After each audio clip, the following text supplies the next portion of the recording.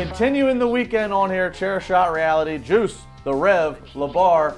Guys, let's talk Roman Reigns. Let's talk your favorite. Gracious. Roman Reigns. I don't know. He's having a good match with Braun. 4 stars from Meltzer from Fastlane. It was a very good match. I thought it was great. Very good match. One of the only good things about that pay-per-view. You know, I don't understand. Everybody's like, oh, Braun Strowman, now he looks weak. But it's like he took a high-risk maneuver, and that's what cost him. He's just going to win the Andre Battle Royal. And then he's going to win the Universal title. Ooh. Night after. Coming out with guns out. That's a reality check. A blue check. Just to aggravate him. Roman Reigns gets chokeslammed by The Undertaker. Place pops as we can all expect. Are you okay with Roman Reigns versus Undertaker? We all kind of expected it, and it's probably inevitable. He's just got to be. They got to just work with him as a heel. This is Reigns he's gonna beat Undertaker. Is he? I'm convinced. Woo, oh yeah, I'm convinced. Woo. Yeah, all right. Undertaker, he's on the way out. It won't be his last year. Maybe next year, but we say that every year, to be honest. Yeah. But Roman's on the 3 years in a row now. They're just trying to push him to do something, and this is something. It's not the title, so everybody's not gonna be as mad. But everybody's gonna be pushing for Undertaker to win, as you've seen by the huge pop that he got for the chokeslam. But I see nothing other than a Roman Reigns win. Unfortunately, honestly, maybe it's a heel turn. Honestly, at the same time, I still want to have at least some type of thing. The thing is, we have our internet. Now, granted, we love you guys, but at the same time, everyone complains if you don't get your way. The fact is, if Roman wins this, people are going to say it's too predictable. Yeah. If Undertaker wins it, we need a holy factor. That's what we need right now. Do you really think, in my personal opinion, I don't believe that Roman Reigns winning this will be as effective as it would have been if Brock didn't win it the time before? My thing is, real quick, is that everybody complains about the part-timers taking over and all this stuff, and then when it's Undertaker and Roman Reigns, we're not going to push Roman Reigns because we hate him, but he's the younger talent. So what, you're conflicting yourself. Well, the whole part-time, full-time thing, I mean, Mark Madden, love him or hate him. They're drawing the money. Mark Madden said it on my Wrestling Rally audio podcast this past week. He's like, it's because the part-time guys are who draw money. The full-time guys haven't really figured out how to do it, and that's not all on the talent. A lot of that's on WWE's positioning. They can draw enough money, but not as much. But you know what? You said that if Roman Reigns beats The Undertaker, which obviously is very possible. Yeah. You said that if Roman Reigns beats The Undertaker, that people will complain that's predictable. I actually don't think so. I mean, I think a lot of people know that Roman Reigns, they feel he gets forced. Yeah. But only one person's ever beat The Undertaker at WrestleMania. So saying that it's predictable that he's going to lose a Mania, that I have a hard time buying. What the difficulty is going to be is that they're trying to set this whole thing up about Roman Reigns saying it's his yard. Obviously, we know The Undertaker's used that terminology before.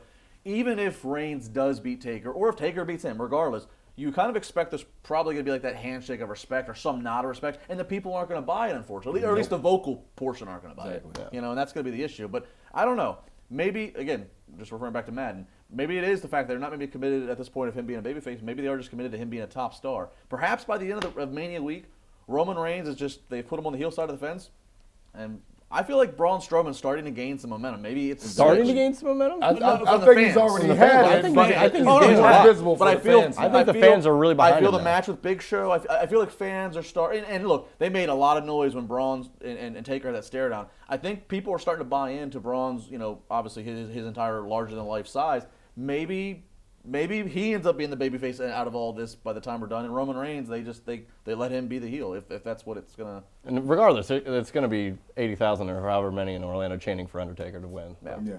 I don't think it's gonna happen. My factor is with this. Right now, I believe that Roman Reigns is in a position right now where it's darn if you do, darn if you don't. If Roman wins this, people are gonna say, "Why did you do that to Undertaker? He should retire after that." Come on, let's not continue to kill the myth of the legend itself. Right now, if he does not win it, I mean, people are going to say, okay, that was a waste of time. I don't think Roman needs to beat him, though, to get that respect, to get over with everybody. I agree. WWE would be like, oh, well, he has to. Well, we have a little more than 3 weeks to go until it is WrestleMania, but you can, and we'll be talking about this at length in the next 3 weeks. But for the final prediction, the final thoughts, just hours before WrestleMania, if you're going to be in Orlando, join the Chair Shot Reality, join the Wrestling Reality crew, as we are going to be at Orlando, at the Wing Shack in Orlando, the sports bar in Orlando called Wing Shack, from 1 to 3 that afternoon.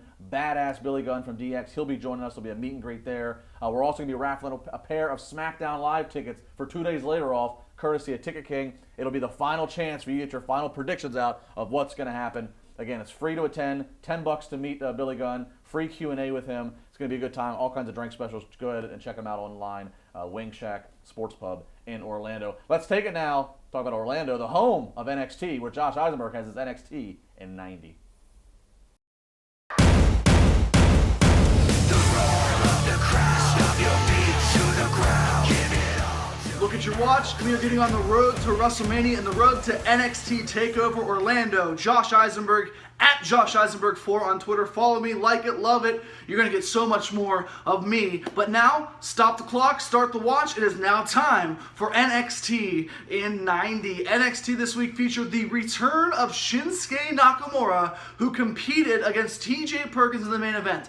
13 minutes, you knew the outcome, but the star power of Shinsuke Nakamura carried the match, and the great in-ring ability and athleticism from TJ Perkins, a former Cruiserweight champion, made this match from really good to just a great technical, physical contest. Nakamura wins and will face the winner of next week's championship match between Bobby Roode and Cassius Ohno. Earlier on in the night in NXT, though, we found out who the #1 contender is going to be for Asuka's NXT Women's Championship. Well, a new moon is arising as Ember Moon finally gets the call and finally gets the nod to face Asuka after a victory over Billie Kay. The only thing that I want to see from Ember Moon is more of a lengthy match. This match on NXT was 3 or 4 minutes, not too long. We need to see just a little bit more of her heading into NXT TakeOver so she can keep up with the best in the world in Asuka. And speaking of the best in the world, well, they might not be the best, but they're the best entertaining guys. Insanity really attacking the faces of NXT, such as Ty Dillinger, Roderick Strong, and No Way Jose. No Way Jose. That match should be a 6-man tag team match at NXT TakeOver in Orlando. I'm excited for it, and get your 10 chance going. That's Josh Eisenberg 4. This right here, NXT in 90.